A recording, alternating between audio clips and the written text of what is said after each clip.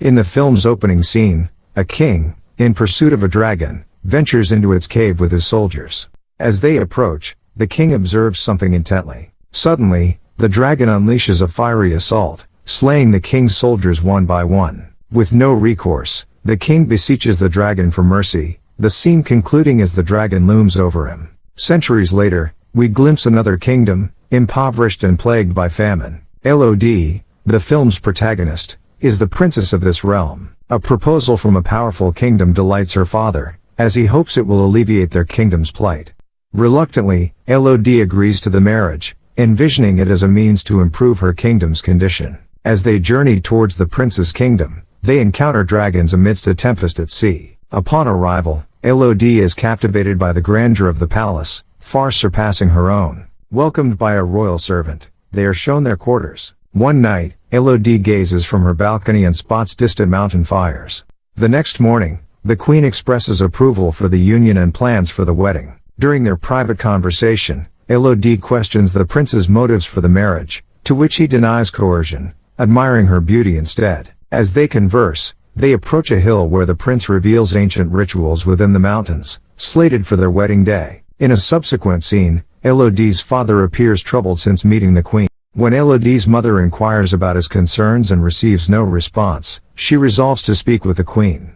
However, the queen, filled with pride, dismisses Elodie's mother due to her origins from a smaller kingdom. Instead, she confides in her daughters about her premonition of impending trouble. During their discussion, Elodie's father arrives and discreetly escorts her mother away, indicating his own desire to conceal something. In the ensuing scene, we witness Elodie's wedding to the prince and her subsequent journey with him to the mountains where she had previously witnessed fires. The prince had forewarned Elodie about the rituals to be conducted there. Upon reaching a cave within the mountain, they find the kingdom's people awaiting them. The queen reveals the cave's inhabitant, a dragon responsible for past devastation. She recounts how their king had attempted to vanquish the dragon but ultimately made a pact, offering his 3 daughters in exchange for peace. During a ritual, the queen unites the prince and Elodie symbolically, marking them as one.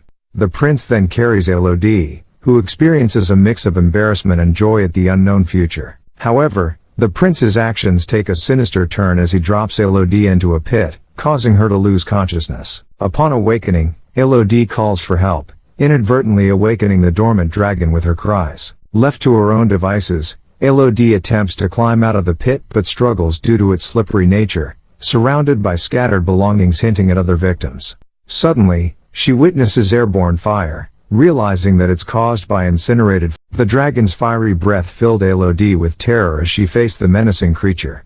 The dragon, inquiring about her name, reveals that she is there as part of a deal, destined to be killed due to a royal lineage that the dragon can sense. Before the dragon can harm her, Elodie flees in fear, the dragon pursuing her with its flames. Despite her desperate attempts to escape, Elodie's foot is badly burned as she seeks refuge in a small cave. With sheer determination, she tends to her wound and continues her quest to survive. Exploring the surroundings, Elodie encounters a mysterious blue light emanating from a tree. However, a daunting pit obstructs her path, with the dragon lurking behind. Knowing she must act quickly, Elodie narrowly avoids falling into the pit by using her knife skillfully, reaching the other side safely. The blue light, it turns out, comes from luminous insects on the tree. Elodie ingeniously uses them to create a makeshift lamp, illuminating her path. Further along, she discovers a small waterfall and attempts to quench her thirst, only to be ambushed by the dragon once more. Elodie evades the dragon's attack and seeks refuge in another cave, where she finds evidence of past sacrifices, names of numerous girls etched into the walls. The dragon's ominous words linger, hinting at an inevitable confrontation between Elodie and the formidable beast. Exhausted by her ordeal, Elodie drifts into sleep. Upon awakening, she finds the insects she gathered on her wound, which surprisingly accelerate her healing process. Renewed with determination, she follows a map etched on a stone, guiding her towards an exit. Despite the treacherous path littered with sharp stones, Elodie perseveres, overcoming pain and obstacles to reach safety. However, her relief is short-lived as she realizes the perilous nature of her surroundings atop the mountain. Feeling isolated and desperate, she cries out for help, but her voice is lost in the vastness. Amidst the solitude, the thundering hooves of approaching horses draw her attention, only for a dragon to confront her. Swiftly seeking refuge in a nearby cave, Elodie is warned by the dragon that escape is futile, as no one has ever evaded capture in this place. Just as the dragon prepares to strike, Elodie hears her father's voice echoing from below, prompting the dragon to investigate. Seizing the opportunity, Elodie descends to reunite with her father, encountering a cache of gold and 3 shattered dragon eggs along the way. Realization dawns upon her as she pieces together the truth. The queen's tale of the dragon's aggression was only half accurate. In reality, the king had provoked the dragon by destroying its offspring years ago. The scene transitions to a flashback, revealing the king pleading for mercy from the vengeful dragon, who harbored a desire to witness his son. I require 3 offspring from each of your generations. Once I have taken their sacrifice, I shall grant you and your kingdom peace. This demand echoes through time as the scene transitions back to the present, where Elodie's father desperately calls out for his daughter. The dragon emerges, and Elodie's father declares his intent to retrieve his daughter, even if it means facing the dragon in battle. Challenged by the dragon to bring Elodie forward, Elodie's father hesitates, warning Elodie not to come. Enraged by this defiance, the dragon impales Elodie's father with a deadly blow. As Elodie witnesses her father's demise, a heart-wrenching scream escapes her lips, momentarily distracting the dragon. Seizing the opportunity, Elodie rushes to her father's side, who implores her to live on despite his sins, urging her to escape to safety aboard their ship where her mother and sister await. With determination, Elodie ascends using the chain that brought them there, evading the dragon's fiery assaults. Once outside the cave, she mounts her father's horse and gallops away, pursued by the vengeful dragon. Seeking refuge in the mountains, she evades the dragon's wrath, but her horse falls victim to the dragon's flames in its pursuit. Meanwhile, at the distant palace, the queen observes the chaos and blames Elodie for everything, vowing to rectify the situation. On the ship, Elodie's sister, under the queen's watchful eye, becomes a target for the queen's new plan, to offer her to the dragon in place of Elodie and save the kingdom. Elodie's mother attempts to intervene but is thwarted by the queen's treachery, leaving Elodie's fate hanging in the balance as the queen's sinister plot unfolds. The following day, Elodie arrived at her ship and encountered her injured mother, who assured her that she would manage and instructed Elodie to find her sister. Elodie shared the devastating news of their father's demise before hurrying to the cave, aware that the queen had likely taken her sister there for sacrifice in Elodie's place. Upon reaching the cave, Elodie found that the queen had cut her own hand and her sister's hand, mixing their blood and casting it into the pit for the dragon to seize her sister. Elodie had arrived in time but remained hidden, preparing herself for the imminent confrontation with the dragon.